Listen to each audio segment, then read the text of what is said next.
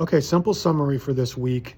We are getting past the part that honestly I don't like that much, all the settlement, and we're getting closer to the American Revolution, which is, I think, really interesting series of events.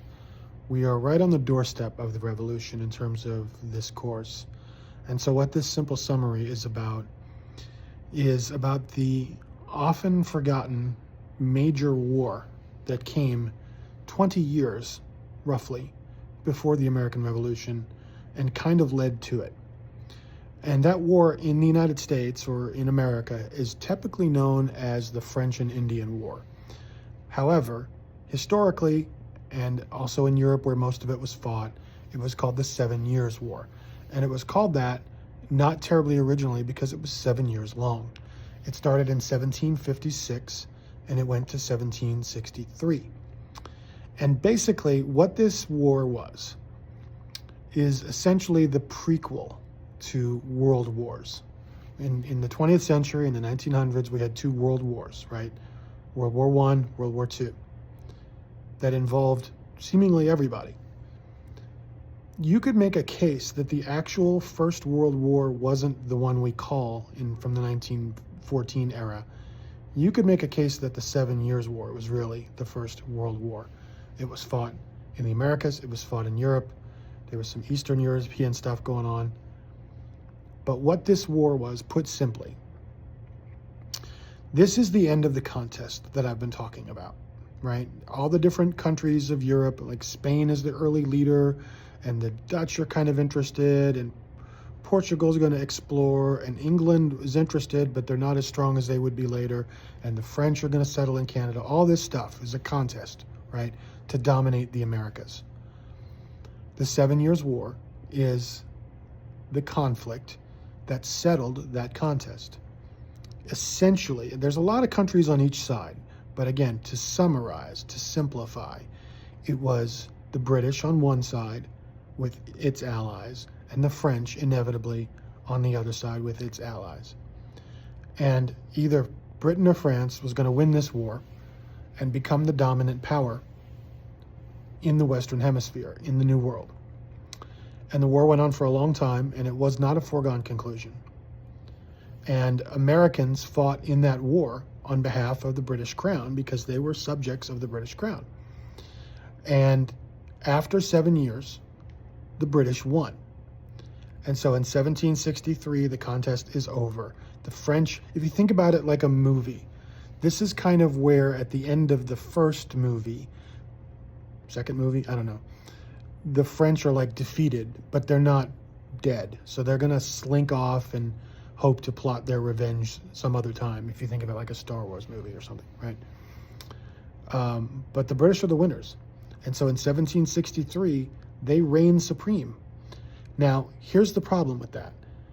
The treaty that ends the war, the Treaty of Paris in 1763, seemingly is the high water mark. This is the great British triumph. However, who's the most famous writer that's English or British? Or really, who's the most famous writer, period? William Shakespeare, right? And if you know anything about Shakespearean stories, very often the moment that it seems like you have triumphed is the moment you're about to be struck down, right? And so that's kind of what happens to the British. Because in 1763, the Treaty of Paris, and I'm saying that again for a reason, stay with me, settles the war. It makes Britain the dominant power. The French hand over most of their territories to Spain just so that they don't end up in British hands. This gigantic Louisiana territory, I don't know why I'm waving, in the middle of the country, which is like 10 different states now.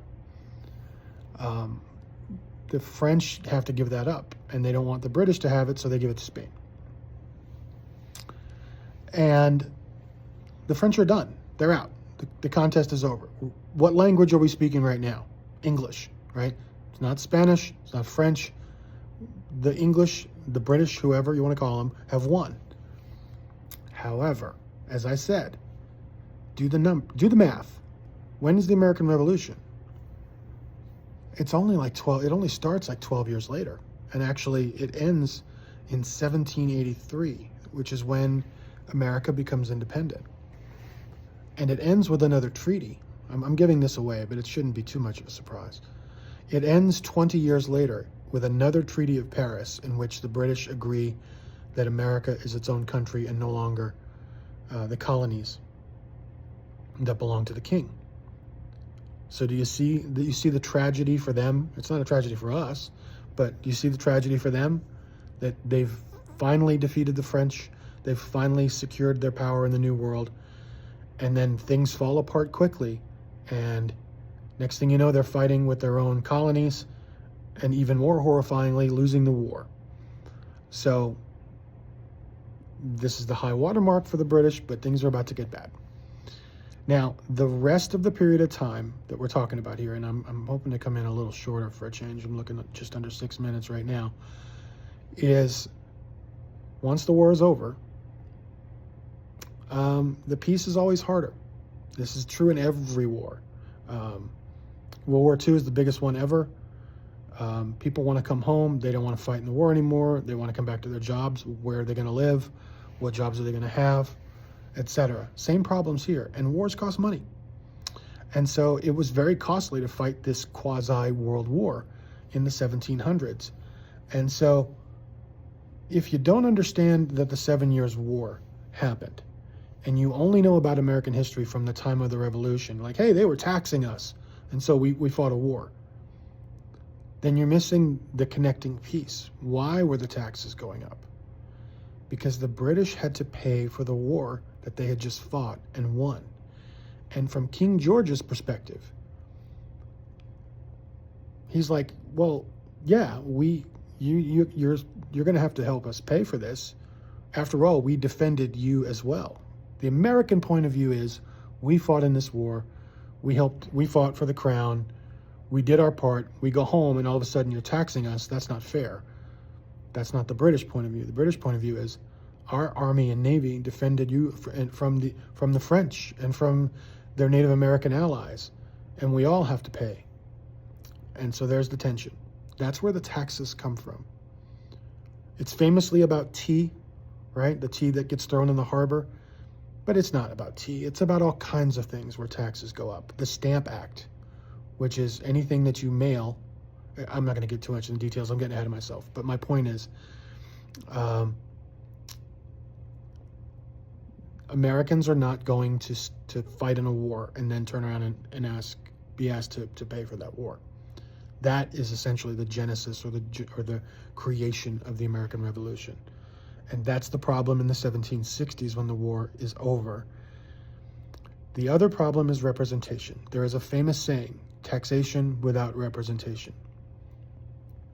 Basically, the American complaint is, you guys raise our taxes, but we don't have, it's the parliament, right? The British parliament, they're elected, essentially their equivalent of our Congress. They're the ones raising taxes in America. It's not really the king. King is a ceremonial job, largely. The parliament raises taxes on Americans. How many Americans do you think are allowed to come to parliament and be members of parliament? The answer is 0. Colonies don't get members of parliament, just like territories that belong to the United States don't get members of Congress. Puerto Rico has no votes in the Senate, even though it's an American territory. Is it fair? Spoiler alert, no. But that was the other big issue. You're going to raise our taxes, but we don't even have any say in this. And that becomes a big problem in the 1760s. And it's also a major contributing factor to the revolution, which will come in the 1770s. Okay? So we're almost done here for this week. This is the connecting tissue between happy colonies before the 7 Years' War and colonies that are going to openly fight against the crown, which, final point I want you to understand, that is a big decision. That is something we take for granted because we know it happened. But colonies choosing to rebel against the most powerful military force in the world, was crazy.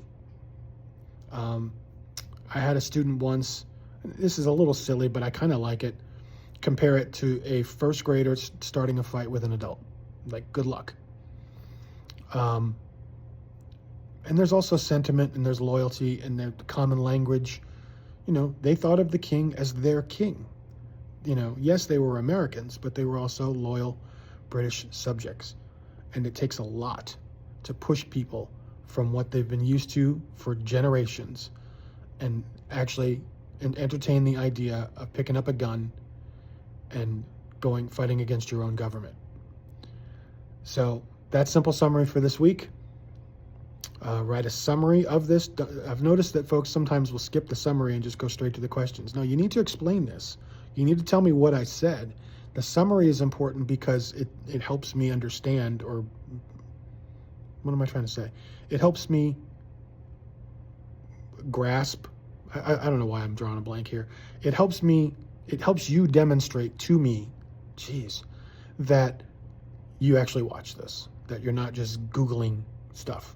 Okay, so write the summary, then answer the questions, and all of this make it plain that you're writing in your own words and giving your own opinions, and that you watched the video.